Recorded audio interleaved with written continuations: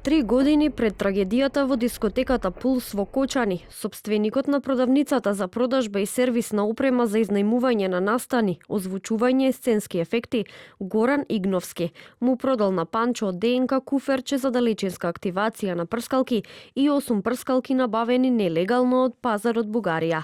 Тој на денешното рочиште за пожарот во Кочани сведочеше дека само тогаш имал комуникација со бендот ДНК. Објасни дека 100 прскалки од фирмата Тропик лично ги донел од соседна Бугарија и истите биле повеќе за демонстрација отколку за продажба, бидејќи, како што кажа, не се исплатело.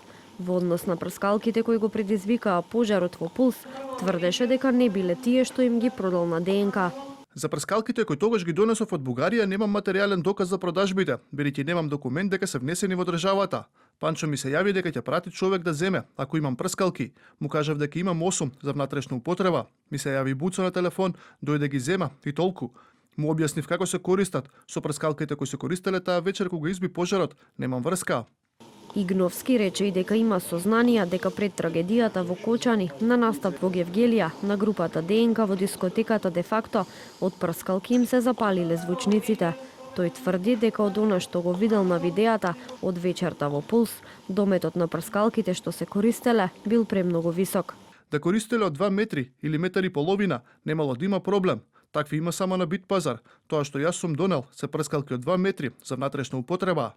Освен Горан, денеска беа сослушани и двајца сведоци кои на барање на обвинителството сведочеа за работењето на Агенцијата за обезбедување Рубикон. Сметководителката на агенцијата Кристина Конеска и вработениот шофер во ДБК, кој работел и втора смена како обезбедување во средни училишта, Трајче Димишковски и еден сведок, вработена во дирекцијата за заштита и спасување.